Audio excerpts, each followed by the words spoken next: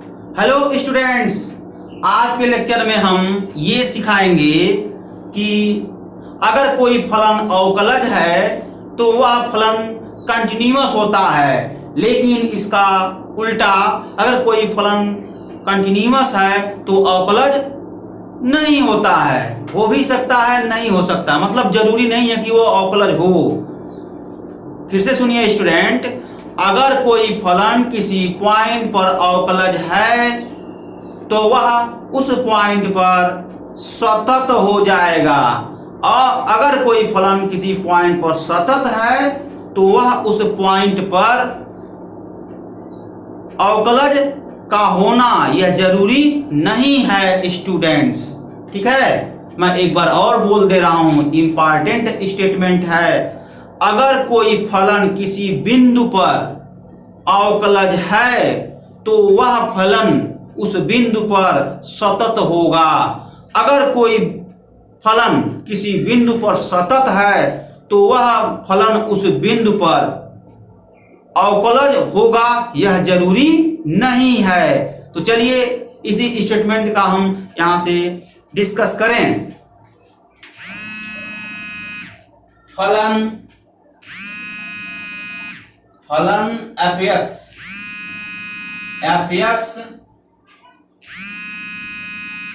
बिंदु x = a पर संतत है मतलब संतत है तो सॉरी स्टूडेंट, यहाँ अवकलज लिखिए,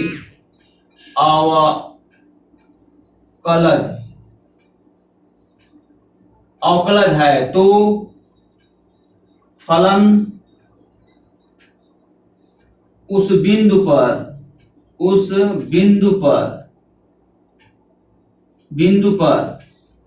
ठीक है, उस बिंदु पर,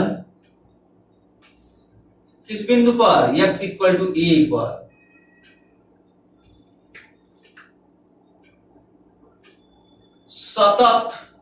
सतत होगा।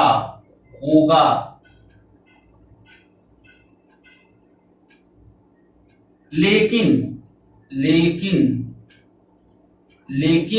अगर फलन बिंदु x = a पर सतत है तो बिंदु सतत है तो बिंदु x = a पर फलन अवकलज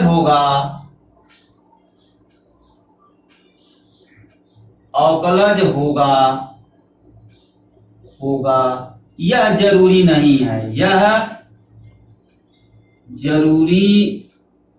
ना,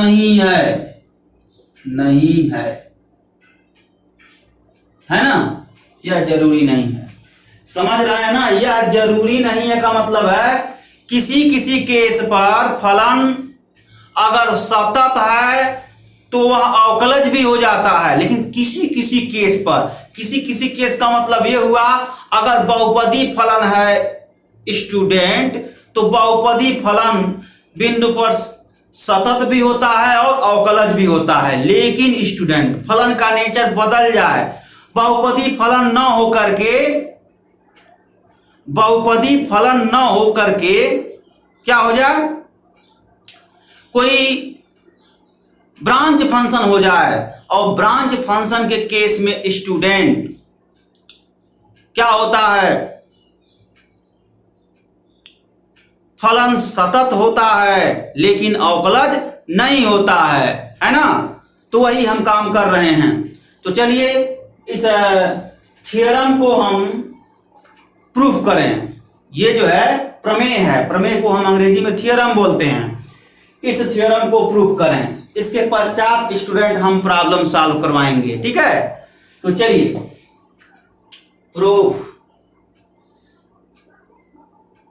आप क्या लेकर चलेंगे, हम स्टूडेंट लेकर चलेंगे कि फलन बिंदु x इज इक्वल टू ए पर अवकलज है, तो सिद्ध करके दिखाएंगे कि फलन x इज इक्वल टू ए पर सतत है ना, ये हम दिखाएंगे। तो चलिए स्टूडेंट्स दिखाया जाए, यहां लेकर चलिए, माना कि फलन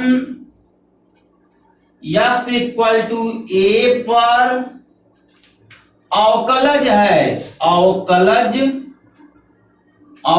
है, मतलब डिफरेंशिएबल है ना। देखिए मैं क्या लिख रहा हूं, अवकलज नहीं लिख रहा हूं, अब सही है, अवकलज है ना, अवकलज है।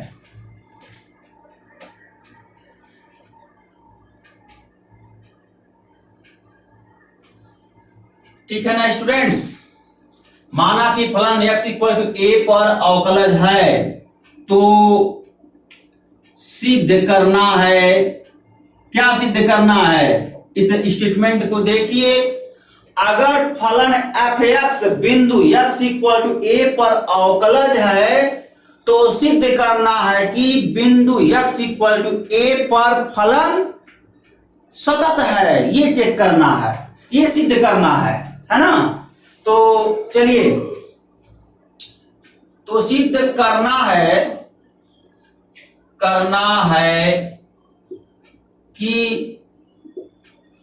फलन f(x) इक्वल टू ए पर संतत है, मतलब सतत है ना, दोनों वर्ड बोल सकते हैं। ये बात सतत मतलब लगातार होता है ना, ये चीज।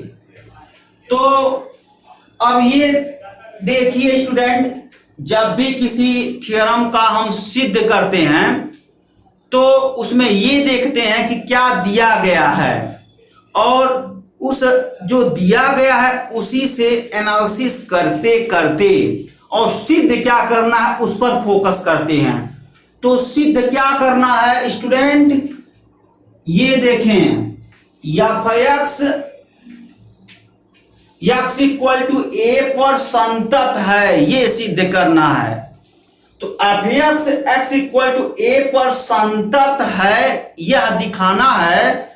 तो जरा संतत का परिभाषा बताइए, क्या पढ़ते हैं संतत की परिभाषा में।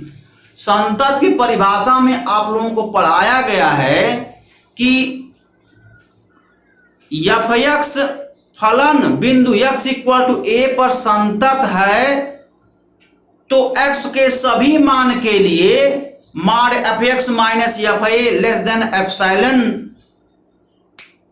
कामा mod x minus a less than delta, यही डिफिनेशन होता है। और इसी माड इनइक्वालिटी को हम सॉल्व किए थे स्टूडेंट, तो पाए थे कि जिस बिंदु पर फलन का संतत चेक करना होता है, उस बिंदु पर फलन का लेफ्ट हैंड लिमिट उसी बिंदु पर फलन का राइट हैंड लिमिट, ठीक है ना। और उसी बिंदु पर फलन का वैल्यू अगर तीनों सेम हो जाता है तो हम कहते हैं कि उस बिंदु पर फलन सतत है। तो इसी तीनों को कंबाइन भी किया गया था student.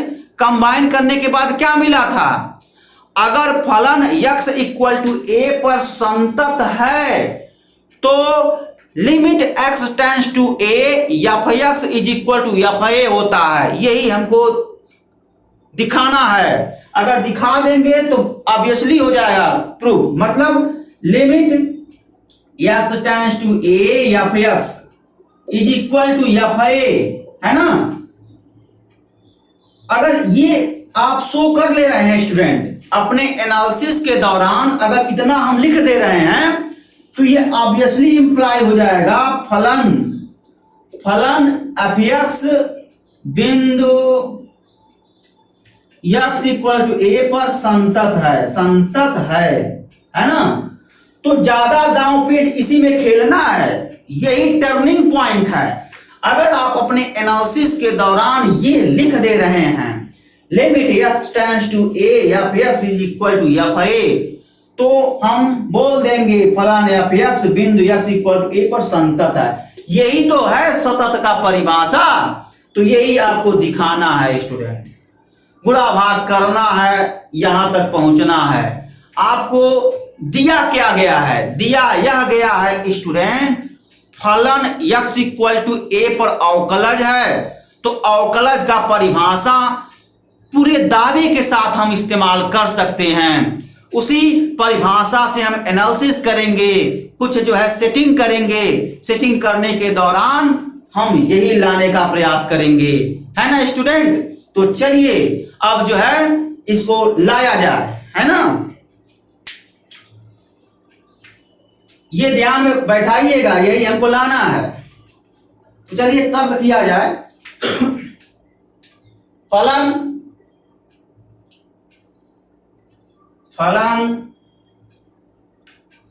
x equal to a पर अवकलज है, अवकलज है ना, अवकलज है। तो अवकलज का परिभाषा लगा दीजिए, विच इंप्लाई, यहां तो थोड़ा सा एनालिसिस कर रहे हैं ना, तो यहां चूंकि शब्द लगेगा स्टूडेंट। चूंकि फलन x इक्वल टू a पर अवकलज है, तो अवकलज का परिभाषा लगा दीजिए। जब अवकलज का परिभाषा लगाएंगे तो क्या होगा student? f dash a limit x tends to a F X minus F A upon x minus a हो गया, है ना। ये देखिए परिभाषा आपके सामने है, यही परिभाषा अवकलज का होता है। मैं फर्स्ट लेक्चर में समझाया भी था, ये अवकलज का परिभाषा है ना, ये होता है। अब चलिए ये आपका हो जाएगा स्टूडेंट्स। अब क्या करेंगे, हम कुछ सेटिंग करेंगे, सेटिंग करके यही लाने का प्रयास करेंगे इसका इस्तेमाल करके। तो चलें क्या करेंगे नाउ, अब हम सेटिंग करने चल रहे हैं।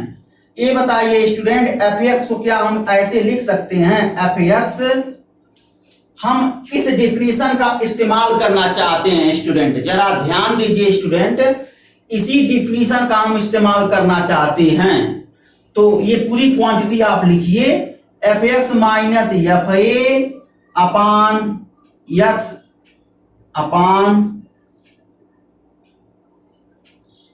X minus A. मान लीजिए स्टूडेंट हम ये क्वांटिटी लिख लिए, पूरा ये क्वांटिटी हम यहां लिख दिए। स्टूडेंट अगर मैं आपसे यह पूछूं कि ये क्या जो राइट हैंड साइड में लिखे हैं क्या लेफ्ट हैंड साइड के इक्वल है, तो आप लोगों को कहना चाहिए नहीं इक्वल है। जब नहीं इक्वल है तो कैसे इक्वल टू का साइन आप लिख रहे हैं? नहीं लिख सकते। लेकिन स्टूडेंट हमको इक्वल टू का साइन करना है, क्योंकि इक्वेशन बना करके एनालिसिस करना है। तो अब ये सोचिए कि इक्वल टू का साइन कब होगा? हम अगर ये इतना सेटिंग कर दें स्टूडेंट, x माइनस ए से अगर हम मल्टीप्लाई कर दें, तो अगर इसको सिंप्लीफाई करेंगे तो क्या आएगा? राइट हैंड साइड में एफ एक्स माइनस एफ ए आएगा, और उसी में एफ ए ऐड कर दें और फिर सिंप्लीफाई करेंगे तो एफ एक्स आ जाएगा। इट मीन्स दैट स्टूडेंट यहां पर एफ एक्स आप एफ ए ऐड कर दीजिए। जब एफ ए ऐड करेंगे और इस राइट हैंड साइड को जब आप सिंप्लीफाई करेंगे तो एफ एक्स आ जाएगा। कर दें हम? चलिए देखिए हम कर दे रहे हैं। क्या होगा ये देखिए, ये हर में है और ये अंश में है, ये कैंसिल हो जाएगा। तो F X minus F A plus F A, है ना, ये देखिए फिर कैंसिल आउट हो गया। बचा क्या? एफ ए एक्स बचा। देखिए F x left hand side में है, F x right hand side में है, ये कैंसिल हो जाएगा ना स्टूडेंट, ये तो कैंसिल हो जाएगा। ये अंश में है और ये हर में है, तो समान क्वांटिटी है तो कैंसिल आउट हो जाएगा। बचा क्या? एफ एक्स माइनस एफ ए और प्लस एफ ए यहाँ है, तो plus F A minus F A, this will be cancel out. बचा क्या? एफ एक्स बचा। तो राइट हैंड साइड में सिंप्लीफाई किए एफ एक्स आया, लेफ्ट हैंड साइड में एफ एक्स आया। इसका मतलब जो क्वांटिटी आप लिखे हैं ये लंबा चौड़ा, ये जो लंबा चौड़ा क्वांटिटी लिखे हैं वो किसके इक्वल है? एफ एक्स के इक्वल है। ठीक है, ये बात। तो एफ एक्स के प्लेस पर हम इतना लंबा चौड़ा क्वांटिटी लिख सकते हैं। क्यों लिख रहे हैं? अपना पर्पज पूरा करने के लिख रहे हैं, अपना पर्पज पूरा करने के लिए लिख रहे हैं। आपका पर्पज क्या है?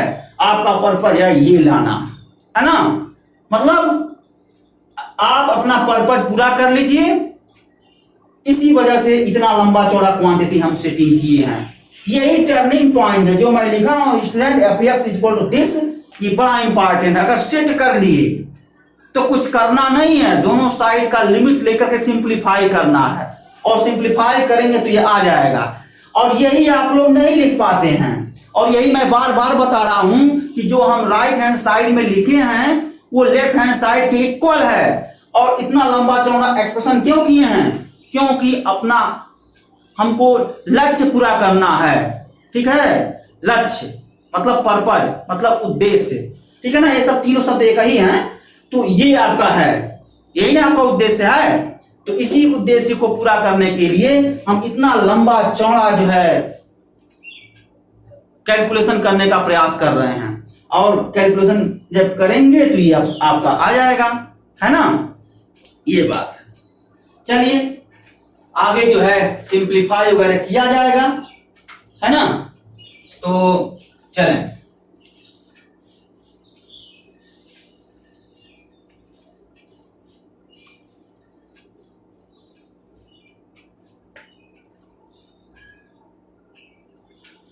तो चलिए स्टूडेंट्स, यहां से लिमिट ले लीजिए। दोनों साइड में लिमिट, यहां भी लिमिट हो जाएगा और राइट साइड में भी लिमिट हो जाएगा।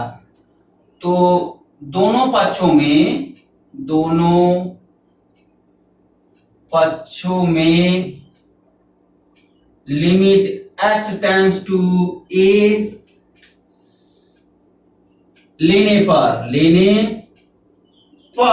लीजिए। तो यह आपका हो जाएगा limit x tends to a, F X is equal to limit x tends to a।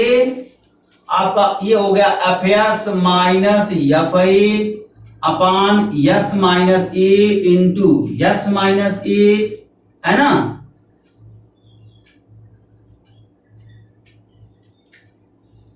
और प्लस एफ ए, है ना, ये चीज। अब राइट हैंड साइड में लिमिट का गुण लगा लीजिए, सीमा का गुणधर्म पढ़े हैं ना। तो सीमा के गुणधर्म से ये लिमिट जो है डिस्ट्रीब्यूट हो जाएगा। सीमा के गुणधर्म से यह लिमिट इस पर भी डिस्ट्रीब्यूट होगा, इस पर भी डिस्ट्रीब्यूट होगा, और प्लस इस पर भी डिस्ट्रीब्यूट होगा सीमा के गुणधर्म से। चलिए डिस्ट्रीब्यूट किया जाए। Limit x tends to a F X is equal to limit x tends to a F X minus F A upon x minus A into limit x tends to a x minus a और plus limit x tends to a F A. ये क्या है? सीमा के गुणधर्म से यह limit इस पर भी डिस्ट्रीब्यूट होगा, यह लिमिट इस पर भी होगा। जब यह लिमिट इस पर होगा तो इंटू का साइन है, देखिए इंटू का साइन है। जब ये लिमिट इस पर डिस्ट्रीब्यूट होगा तो देखिए प्लस का साइन है, देखिए प्लस लिखा गया है ना। ये सीमा का गुणधर्म होता है।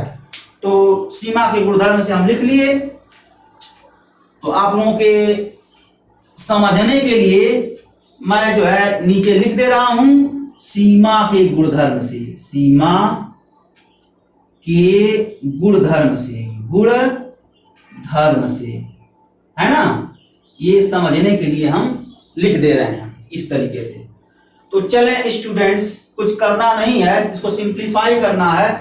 ये देखिए स्टूडेंट, ये अवकलज का परिभाषा है, ध्यान से देखें, ये अवकलज का परिभाषा है। तो इसके प्लेस पर क्या लिख सकते हैं? या डैश ए लिख सकते हैं। और यहां देखिए जैसे जैसे x a की तरफ अग्रसर होगा वैसे वैसे x माइनस a 0 की तरफ अग्रसर होगा। तो सीमांत मान पर x माइनस a 0 हो जाएगा, अर्थात ये पूरा जो है लिमिट 0 हो जाएगा। और यहां देखिए स्टूडेंट, एफ ए क्या है? किसी पॉइंट पर फलन का मान कांस्टेंट होता है और जब x a की तरफ अग्रसर होगा तो फलन f a ही रहेगा, मतलब f a होगा। तो इसका सीमांत मान पर एक क्वांटिटी क्या होगा, f a होगा। यानी limit x tends to a, f a का जो वैल्यू होगा यानी मान होगा वो f a होगा। ठीक है, तो यूज कर दीजिए। तो limit x tends to a f x is equal to ये क्या होगा, f डैश a हो गया, f डैश a इंटू 0 और प्लस f a हो गया। देखें स्टूडेंट, किसी फंक्शन का किसी पॉइंट पर अवकलज, किसी फलन का किसी पॉइंट पर अवकलज फाइनाइट वैल्यू होता है, और फाइनाइट वैल्यू का मल्टीप्लाई अगर 0 में करेंगे तो फाइनली 0 हो जाएगा। तो स्टूडेंट इसको थोड़ा सिंप्लीफाई करें, x tends to a f x is equal to ये क्वांटिटी 0 प्लस f a, और पुनः जो है सिंप्लीफाई करें, limit x tends to a, है ना, यही सब इसमें करने होते हैं। Limit x tends to a f x is equal to f a। देखिए अपने मंजिल तक पहुंच गए, जो हमारा उद्देश्य था वो पूरा हो गया, और इसी को तो हम कंटिन्यूअस बोलते हैं। तो लिख दीजिए इंप्लाई फलन f x बिंदु x इक्वल टू a पर संतत है, संतत है। ये आपका कंप्लीट हो गया, पहला पार्ट कंप्लीट हुआ है स्टूडेंट्स। अभी एक पार्ट और है। पहला, सबसे पहले स्टूडेंट प्रमेय को देखकर पहचानिए कि प्रमेय कितने पार्ट का है। इस प्रमेय को देखें तो आपको पता चलेगा इस प्रमेय में 2 पार्ट है। पहला पार्ट यह है कि अगर फलन किसी बिंदु पर अवकलज है तो आपको सिद्ध करना है कि उस बिंदु पर फलन संतत होगा। यह पहला पार्ट है। प्रमेय का जो दूसरा पार्ट है स्टूडेंट, वह यह है कि अगर फलन बिंदु x इक्वल टू a पर संतत है तो यह जरूरी नहीं है कि बिंदु x इक्वल टू a पर फलन अवकलज होगा। तो पहला पार्ट हम प्रूव कर लिए हैं, फलन को अवकलज लेकर चले हैं किसी बिंदु पर और दिखा दिए हैं कि वह उसी बिंदु पर फलन संतत है। अब फलन के दूसरे पार्ट पर ध्यान देते हैं। हम एक फलन ऐसा कंसीडर करें कि उस बिंदु पर फलन संतत है, तो दिखाएं कि उस बिंदु पर फलन अवकलज नहीं है। स्टूडेंट्स, अभी आप लोगों का तो प्राइमरी स्टेज है।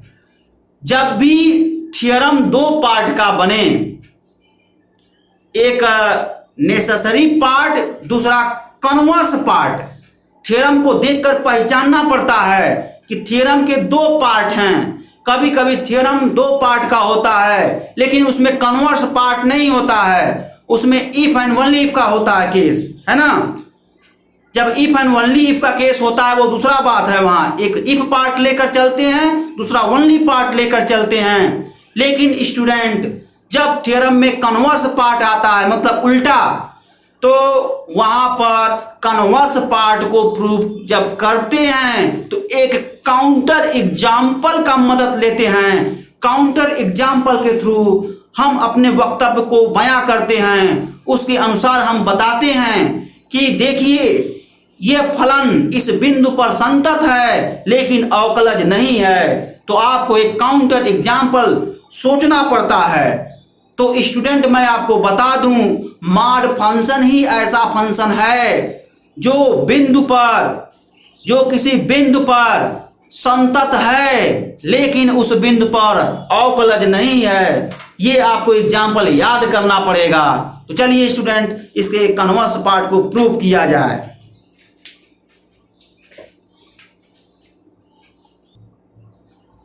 तो स्टूडेंट, इसका कन्वर्स पार्ट देखें। F X is equal to mod X. देखिए एक ऐसा फलन है, ऐसा फलन है जो बिंदु x इक्वल टू 0 पर संतत है, लेकिन बिंदु x इक्वल टू 0 पर अवकलज नहीं है, अवकलज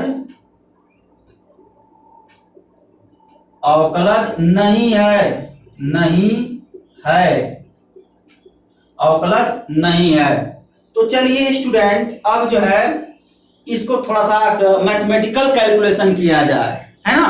मैथमेटिकल कैलकुलेशन स्टूडेंट, अगर आपके पास एग्जाम में समय कम है तो ऐसे स्टेटमेंट लिख करके छोड़ देंगे तो भी आपको पूरा नंबर मिल जाएगा। अब इसी स्टेटमेंट को हम समझा रहे हैं तो मैथमेटिकल कैलकुलेशन कर रहे हैं।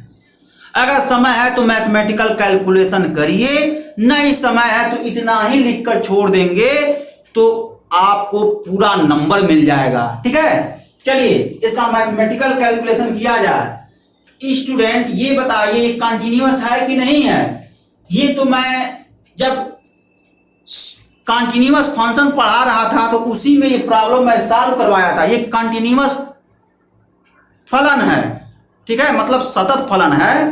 इसका जब ग्राफ बनाएंगे ना स्टूडेंट, ये इसका ग्राफ आपका ये बनेगा ऐसे। देखिए ऐसे इस पॉइंट पे देखिए ग्राफ का नेचर क्या है, प्रोपागेट कर रहा है, मतलब आगे बढ़ रहा है। इस पॉइंट से ग्राफ का नेचर क्या है, आगे बढ़ रहा है। तो इस पॉइंट पर कर्व जंप नहीं कर रहा है, इस पॉइंट पर कर्व जंप नहीं कर रहा है। इसी वजह से स्टूडेंट इस पॉइंट पर फलन संतत है ना, बोल देंगे। ऐसे ग्राफ बना देंगे, लिख देंगे निश्चित रूप से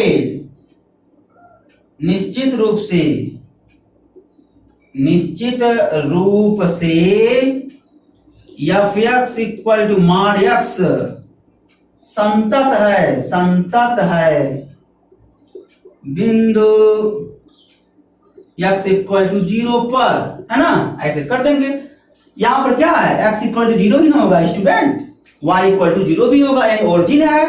ओरिजिन है तो x इक्वल टू 0 पर ये संतत है। ये ग्राफ कैसे बनाए हैं, देखिए मॉड का परिभाषा क्या होता है, x greater than 0 function x less than 0 function minus x equal to 0 function 0।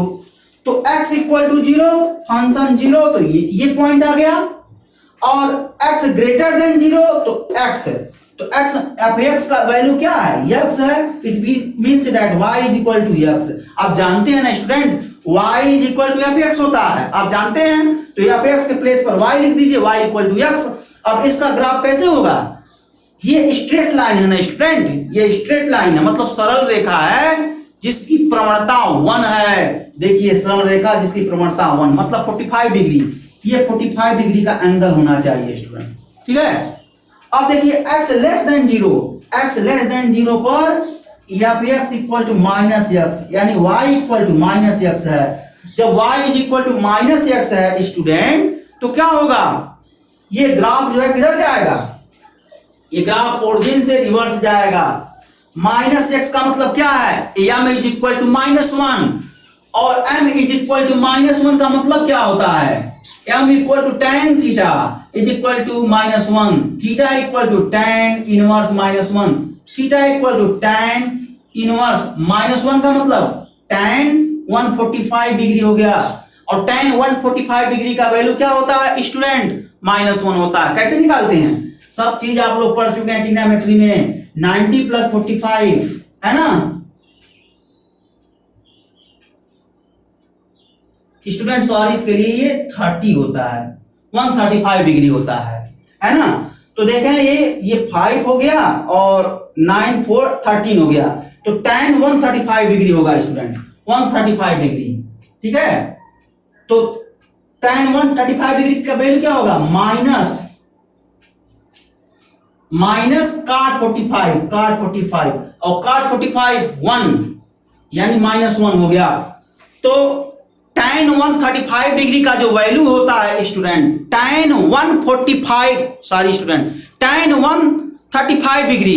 135 degree का जो वैल्यू होता है वो 1 होता है। देखिए मैं स्टूडेंट सेपरेट लिख दूं, क्योंकि मैं कई बार बोला हूं, एक आध बार जो है एरर हमसे हो गया। tan 135 डिग्री इसकी जो वैल्यू होता है -1 होता है, ठीक है। अब थीटा का क्या वैल्यू होगा, 135 degree, tan 135 degree -1 value, theta is equal to 135 degree. और 135 डिग्री कहां से होगा, यहां से देखिए डिग्री क्या होगा, ये 135 डिग्री हो गया है ना। एक स्ट्रेट लाइन ड्रा हो जाएगा और दोनों स्ट्रेट लाइन एक पॉइंट पर कट करेगा ना। वो क्या है, x equal to 0 y equal to 0। इस पॉइंट का कोऑर्डिनेट है स्टूडेंट 0,0, ठीक है। ये चीज ये आपका ग्राफ है। तो इस पॉइंट पर कर्व प्रोपगेट कर रहा है, मतलब आगे बढ़ रहा है, जंप नहीं कर रहा, आगे बढ़ रहा है। तो उस पॉइंट पर कर्व क्या है, संतत है। ऐसे भी चेक कर सकते हैं स्टूडेंट, ग्राफ के नेचर से भी चेक कर सकते हैं। और नहीं आपको ये विधि नहीं समझ में आ रहा है तो left hand limit, right hand limit और उस पॉइंट पर फंक्शन का वैल्यू, यानी यहां से समझ सकते हैं स्टूडेंट। मैं समझाया भी था, ये लेफ्ट हैंड लिमिट, यहां से आपको लेफ्ट हैंड लिमिट मिल जाएगा, यहां से आपको राइट हैंड लिमिट मिल जाएगा और यहां से आपको फंक्शन का वैल्यू मिल जाएगा। तो जब निकालेंगे ना तो लेफ्ट हैंड लिमिट क्या आएगा, 0 आएगा, राइट हैंड लिमिट क्या आएगा, 0 आएगा और f0 की वैल्यू 0 है। देखिए x इक्वल टू 0 पर f0 का वैल्यू 0 है ना, ये चीज है। तो यहां से भी आप लेफ्ट हैंड लिमिट निकालिए 0, राइट हैंड लिमिट निकालिए 0, f0 की वैल्यू निकालिए 0। तो क्या है, तीनों इक्वल है, तो बोल देंगे कि एट x इक्वल टू 0 पर फलन संतत है ना। ऐसे भी कर सकते हैं। तो कंटिन्यूटी चेक करने का हम 2 मेथड बता दिए आप लोगों को, है ना, ठीक है। तो यहां पर थोड़ा ध्यान दीजिएगा स्टूडेंट, मुझसे एरर हो गया, फ्लो में पता नहीं चलता है कि tan 135 डिग्री -1 होता है और इसके पहले मैं tan 145 बोल दिया था। इसके लिए sorry, very very sorry student. tan 135 degree is equal to -1, ठीक है। अब देखिए स्टूडेंट्स, ये तो कंफर्म हो गया ना, यहां मैं लिख भी दिया हूं ग्राफ नेचर से कि निश्चित रूप से f(x) equal to mod x संतत है बिंदु x इक्वल टू 0 पर, है ना। अब क्या करने जा रहा हूं, अब इसका डिफरेंशिएबिलिटी चेक करूंगा, मतलब अवकलनीयता चेक करेंगे। अब चलिए इसका अवकलनीयता चेक कर लिया जाए, है ना। इसको नोट करिए और इसके अवकलनीयता चेक किया जाए। तो स्टूडेंट देखिए f(x) equal to mod x का ये डेफिनेशन होता है। जब हम संतत पढ़ा रहे थे वहां पर भी mod x का डेफिनेशन पढ़ा रहे थे, ये डेफिनेशन होता है। अब ये चेक कर लीजिए कि एट x इक्वल टू 0 पर ये फंक्शन यानी ये फलन अवकलज है कि नहीं। तो अवकलज कैसे चेक करते हैं, LHT RHT में लिखवाया था, उसी का इस्तेमाल करते हुए चेक करें। चलिए तो स्टूडेंट पहले LHT का बात आता है, तो f'(0 - 0) is equal to limit h tends to 0 f(0) point क्या है 0, है ना, minus f(0 - h) upon h हो गया ये। अब LHD का परिभाषा क्या लिखे हैं, LHD का परिभाषा लिखे हैं f'(0 - 0) is equal to limit h tends to 0 f, यहाँ a होगा student, fa minus h upon h है। तो LHD में पॉइंट क्या, x इक्वल टू 0 और ये किस पॉइंट पर था, x equal to a point पर LHD था। तो हमको x इक्वल टू 0 पर चाहिए, तो जिस प्लेस पर a है उस प्लेस पर 0 पुट कर दीजिए इसी में, तो ये आपका आ जाएगा ना। ऐसे निकालते हैं, कुछ है नहीं स्टूडेंट, बाकी आप काम कर सकते हैं। तो limit h tends to 0, f(0) का वैल्यू f(x) इक्वल टू 0 पर 0 यानी f(0) equal to 0 minus f(0 - h), F zero minus H कहां से निकलेगा, यहां से function X less than zero, F X minus X, आपको जीरो माइनस, ये देखिए माइनस, ये फार्मूले का माइनस है, और यहां से देखिए थोड़ा सा कर्ली ब्रैकेट करिए, ये फार्मूले का माइनस। अब फंक्शन में देखिए डिफाइन है एक्स लेस देन जीरो पर एफ एक्स माइनस एक्स है, ना हो तो ऐसे लिख लीजिए F X is equal to minus X, X less than zero, और एक्स इक्वल टू क्या यूज कर लीजिए, जीरो माइनस एच यूज करिए, इसी में रख दीजिए। जब रखेंगे तो क्या होगा, F zero minus H is equal to minus time zero minus H, है ना। ये देखिए तो जीरो माइनस एच देखिए ये निकल गया वैल्यू, यहां से ये वैल्यू यहीं पुट कर देंगे, तो student minus zero minus H, है ना, और अपान क्या हो जाएगा एच। इसको थोड़ा सिंप्लीफाई करिए, तो सिंप्लीफाई कर लीजिए, limit H tends to zero, ये वैल्यू देखिए माइनस माइनस प्लस, पहले इसको सॉल्व कीजिए, जीरो माइनस, और देखिए माइनस और ये माइनस प्लस हो जाएगा, यानी एच हो गया, ब्रैकेट तोड़ दिया हमने, ये एच हो गया, ब्रैकेट तोड़ेंगे तो माइनस एच हो गया, और अपान एच, इसको सिंप्लीफाई करेंगे माइनस वन आ जाएगा ना, माइनस वन। इस तरीके से काम करते हैं, ठीक है, ये रफ वर्क था। तो F dash zero minus zero, F dash zero minus zero, तो स्टूडेंट देखिए आपके सामने F dash zero minus zero का वैल्यू माइनस वन आ गया। अब आर एच डी कैलकुलेट कर लिया जाए, आर एच डी कैलकुलेट करिए, आर एच डी जब कैलकुलेट करेंगे तो क्या होगा, देख लीजिए थोड़ा सा, है ना। अब आर एच डी कैलकुलेट करते हैं, जब आर एच डी कैलकुलेट करेंगे तो देखें क्या होगा, R H D F dash zero plus zero is equal to limit H tends to zero, F zero plus H minus F zero upon H है, ये आर एच डी का definition है।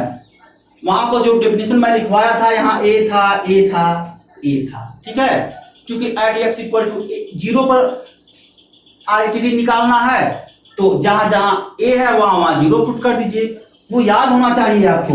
मैं आर एच डी का formula लिखवाया था, बार बार तो चिल्लाता हूं, याद कर लीजिए, ठीक है ना। ये फार्मूला होता है एच, ये क्या है, f dash a plus zero, ये फार्मूला आपका होता है स्टूडेंट।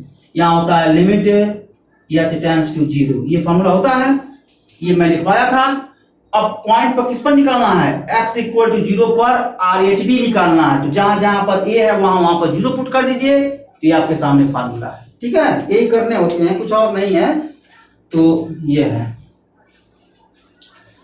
अब इसको सिंप्लीफाई कर लीजिए, और क्या, कुछ है नहीं इसमें, f dash zero plus zero is equal to limit H tends to zero, function आपका देखिए x ग्रेटर देन जीरो पर एफ एक्स एक्स है, तो एफ जीरो प्लस एच का वैल्यू जीरो प्लस एच हो गया, minus zero upon h is equal to limit H tends to zero h upon h. यहां पर जीरो अपान zero मत कर दीजिएगा, नहीं तो बहुत गलत हो जाएगा, ब्लंडर मिस्टेक हो जाएगा। एच अपान एच, यानी इसको सिंप्लीफाई करके लिमिट फिलअप करिए, तो जब सिंप्लीफाई करेंगे स्टूडेंट ना, तो देखिए यहाँ वन आ जाएगा। अब लिमिट फिलअप करिए, तो ये कांस्टेंट फंक्शन है ना, वैल्यू फाइनली वन हो गया। तो आप देख क्या रहे हैं कि F dash zero plus zero और F dash zero plus zero, ठीक है, वैल्यू वन आ गया। तो आर एच डी की value one, L H D की वैल्यू माइनस वन, तो एग्जिस्ट किया, नहीं किया, एग्जिस्ट करता तो क्या होता, L H D equal to R H D होता, इक्वल नहीं है इसका मतलब डिफरेंशिएबल नहीं मिलेगा, तो वही लिखना है इसमें, और कुछ है नहीं, ठीक है, कुछ और नहीं है जो आप सोच रहे हैं।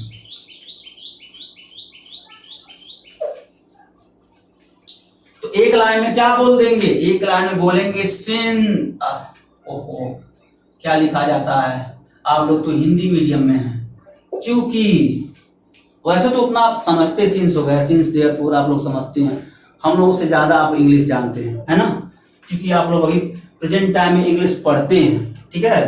तो अगर मैं यहाँ सिंस लिख देता तो भी आप समझ जाते, चूंकि L H D not equal to R H D of f x equal to mod x at x equal to zero which imply फलन एक्स इक्वल टू जीरो पर अवकलज नहीं है,